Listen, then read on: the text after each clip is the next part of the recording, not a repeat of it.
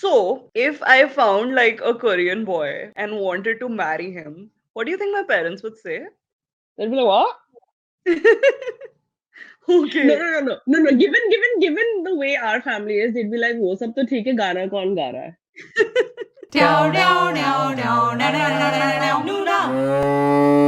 Hi, we are. NoonaTalk. I'm Sophia. I'm Zara, and today we are going to be joined by another guest. But before we get into all of that, we are Noona Talk, a podcast where we talk about K-pop, K-culture, K-drama, especially if you're a Desi stan. And spoiler alert, we're being joined by a Desi stan later in the episode today.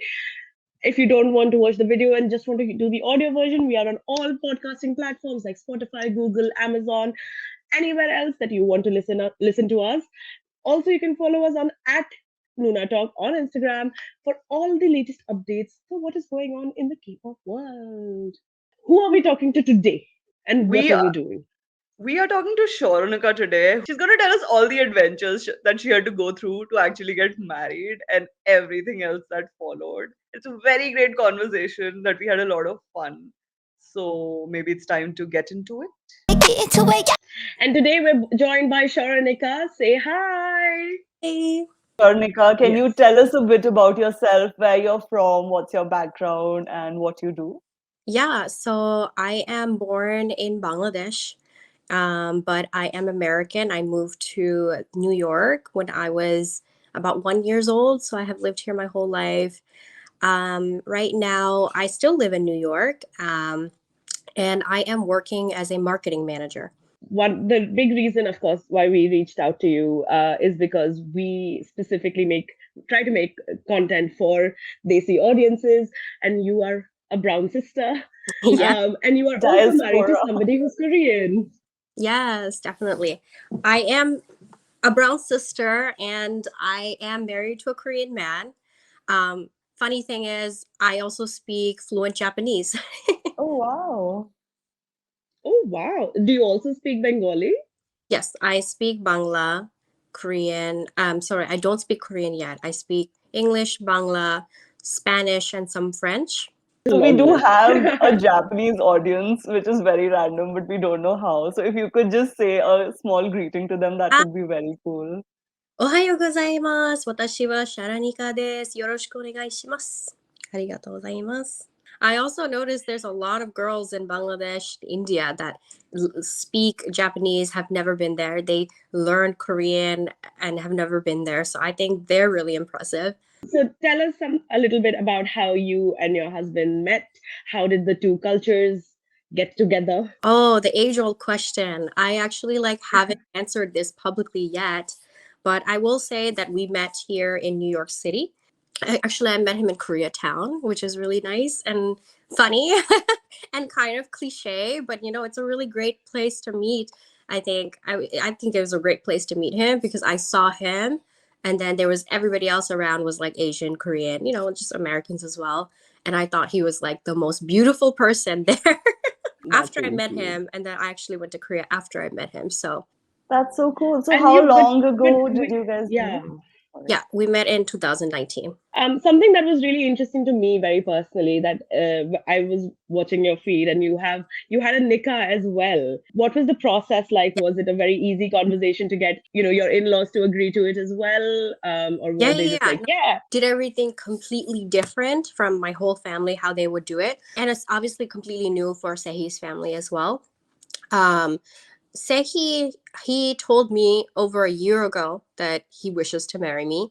And I told him, like, that's really nice, but I come from a Muslim family and here are the expectations. So he did revert to Islam before marriage over a year ago. And I told, and he studied. So I told him, like, look, I have some understanding of your culture because I watch K drama and I'm into K pop. I'm a huge Shiny fan since I was little. Oh, So I have a lot of understanding of your culture, and I know you like me, but you are soon going to meet my family, and you have to get an understanding of my culture and religion. So that's why he studied. His parents have known because he obviously told them his intentions before that. So I told them all the things that are expected, like the religious factor, how my parents would want, of course, the big desi wedding, big Bengali wedding and all those things. Prepared them even about like meher, all of those. Oh. Yeah, and like mashallah, alhamdulillah, like they are so cool. They were so into it. I also gave them that heads up, like, they're not going to take a year to plan this. They would want us to do a nikah quickly to, make it sealed deal, make it halal. My in-laws were definitely educated and aware in advance as best as we could. My in-laws live in South Korea. So Okay. I couldn't really be there for them to like meet them. Not to mention it was the pandemic. They couldn't come here about everything. And lucky for me, they were very accepting of everything. They gifted me a Samyustachi shari, like anything. Oh, that's so cool. Yeah. And then That's the dream. they were just like, get what you want. And then I'm Bengali and my family is very traditional. So we also get a lot of gold for the wedding. It was just a nikah, and we did a small hagaye hulud or haldi as well, because we had a lot of people flying in, just to make it more of a fun weekend. We did that too, small one. And yeah, they participated in everything. My mother-in-law, she actually ordered her own clothing. She wore salwar kameez, kurtas, Oh. yeah, herself. And I was like, I'll buy it for you. And she was like, I arranged for like them to have a Korean makeup artist. So I think they appreciated that. That's really And was that the cute. same for your family as well? Like, were they also as accepting of somebody non-brown? I mean, of course, like your husband has reverted to Islam, but still. First things first, like I am not a child, right? I'm a full-fledged adult. I'm almost 30 years old. And I know my parents, and I know that I would want to do the things in a way that would keep them happy, because I don't want to make them unhappy with any of this. So I know that there's no way I could approach them and with someone who's not educated and understanding of our culture in Islam, right? So the first person I approached was my dad, to tell him, like, there's someone I like, and he is not Desi by any means. He's a reverted Muslim. Here's how it is.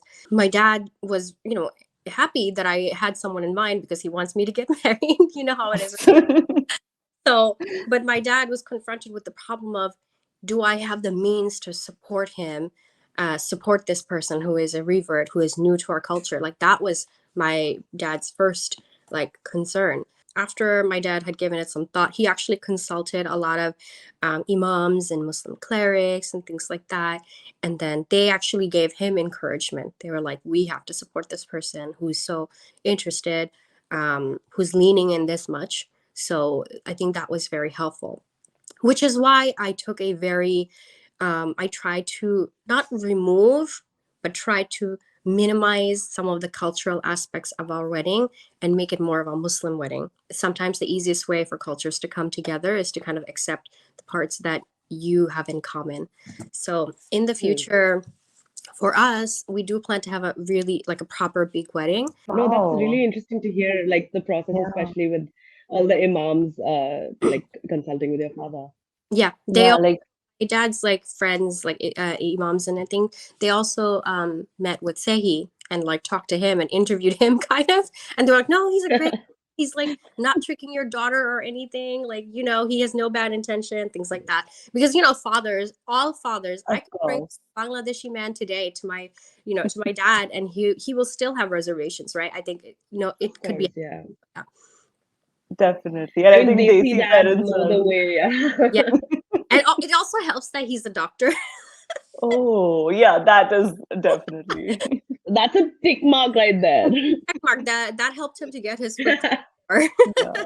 But no, it's really interesting to see how there are two different cultures. Have there been any culture shocks, so to speak, for either of you in this marriage? And like specifically now, like now that you're living together. I think some culture shocks for me is, first and foremost, like my in-laws are far away, so I'm not able to spend that much time with them. As a matter of fact, when they came for my wedding, that was my second time meeting them, and my first time meeting my Oh, sister-in-law, and we have barely spent any time together. So I think one thing that is really different is in Desi culture, when you get married, the in-laws are just like hanging out together. They're best buddies, they're friends, they're always talking. But in Korea, it's not like that. The in-laws actually stay a little far apart, give each other space, things like that. They meet, occasionally and things like that. For my husband, he is here with my entire family, my mom's side, my dad's side, it is a massive culture shock for him. Unlike me, I grew up with K-pop, you know, and I understand some Korean culture. He doesn't understand much about Desi culture and Bangladeshi culture. Like Bengali culture is very specific, right? How to, I guess, address and talk to, you know, our elders and things like that. He's not that used to. The frequency of which my family is around and things like that. Like my parents are always calling him and checking up. And then the part where we buy so many like Desi clothing for every occasion. Like he already has like 10 Punjabi kurta and he's like, why do I need so many? I'm good with just like 2. So he's like minimalist, you know. He has a small wardrobe that he sticks to and wears for many years. So that's a culture shock for him. And what has been something that's similar? Because I think we watch K dramas, and a lot of the times we're like, wait, this is just like Desi culture. So, what Yeah, is something that's like the same? believe it or not, like culturally, like in the day-to-day things, um, we find a lot of similarities, but we also find a lot of similarities in historical things. So I'll start with like the day-to-day things.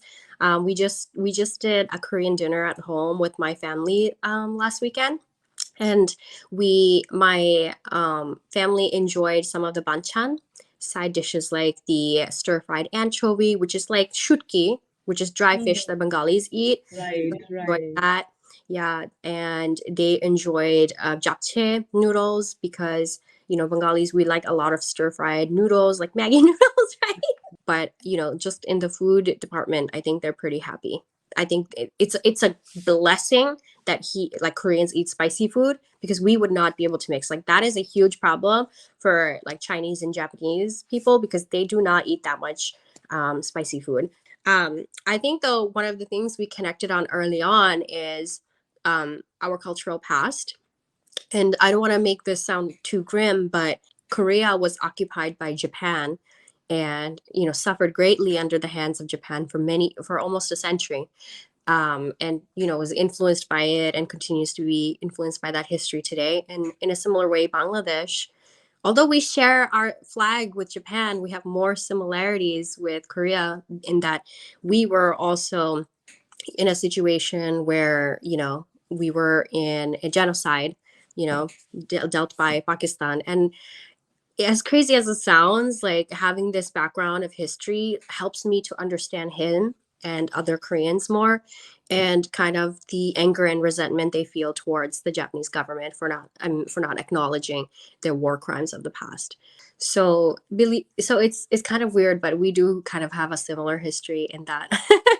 But a lot of people don't think of it this way or think to that extent, but it's something that he and I discussed really early on.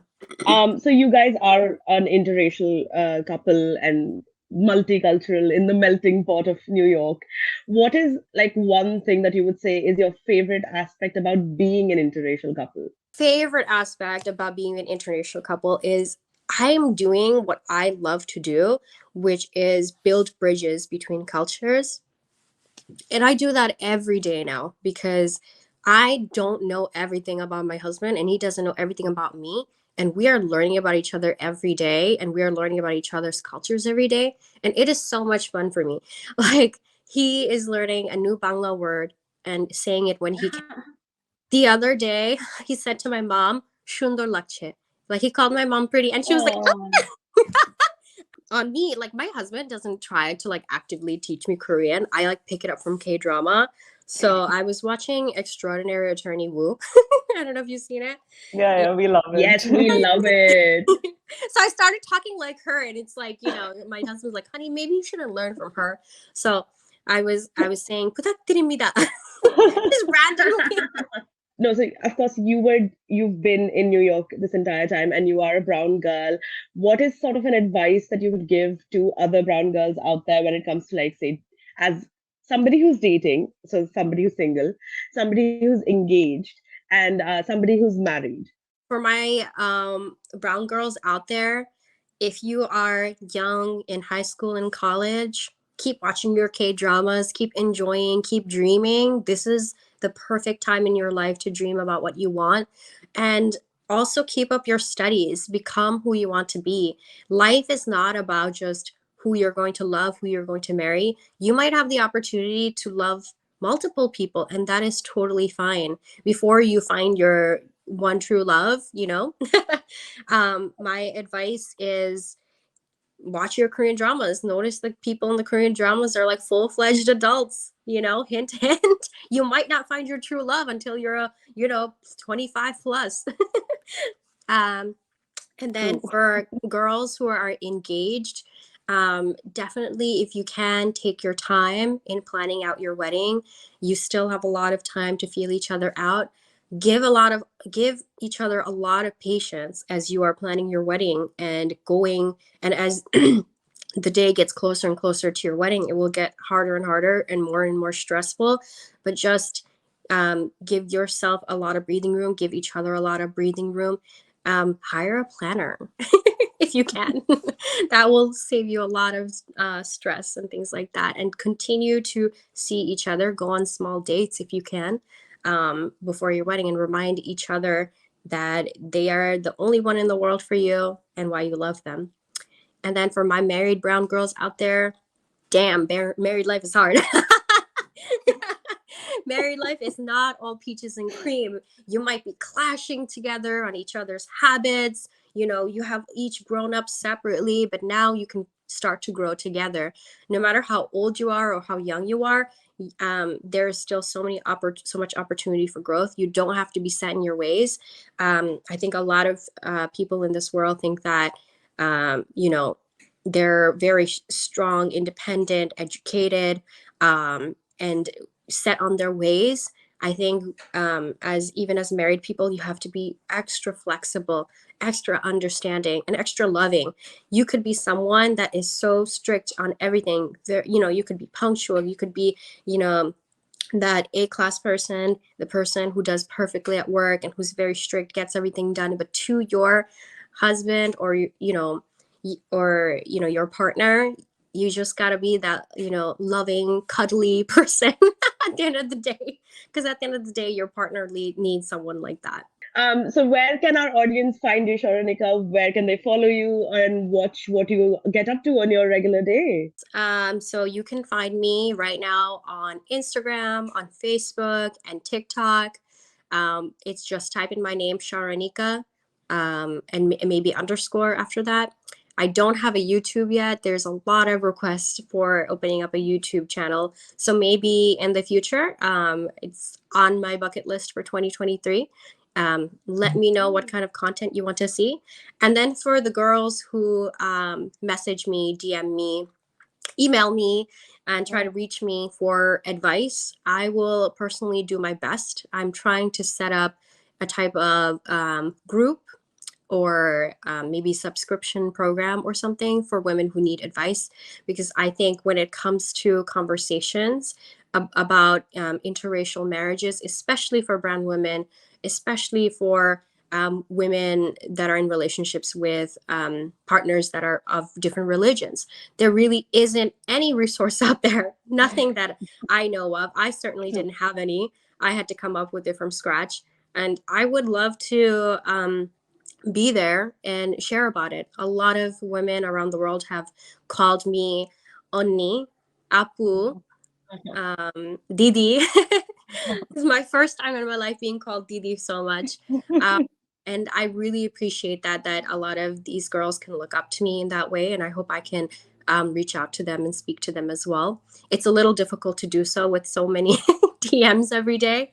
But for girls who would like constant support, I am trying to build something for you, and hopefully I can. That's so That's wholesome. We hope you incredible. succeed. Yeah. Okay, before you Yes. leave us, we have one last thing. Can you give us a quick K-pop song to listen to, a K-drama that you want everyone to watch, and one Korean food that you think is a must try? Okay. K-pop song that you have to listen to right now is Vibe by Taeyang and Jimin. Come on, guys. It is the song right now. It is the legendary collaboration that we've all been waiting for. It's a vibe. It is. It's a vibe, y'all. And for K-drama, I would recommend, Extraordinary Attorney Woo, since I just watched that. My husband and I, it's such a wholesome story.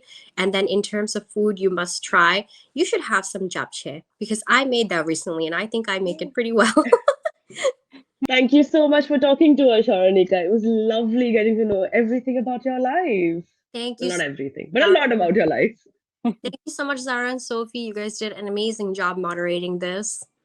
It's been a pleasure Thank speaking to you.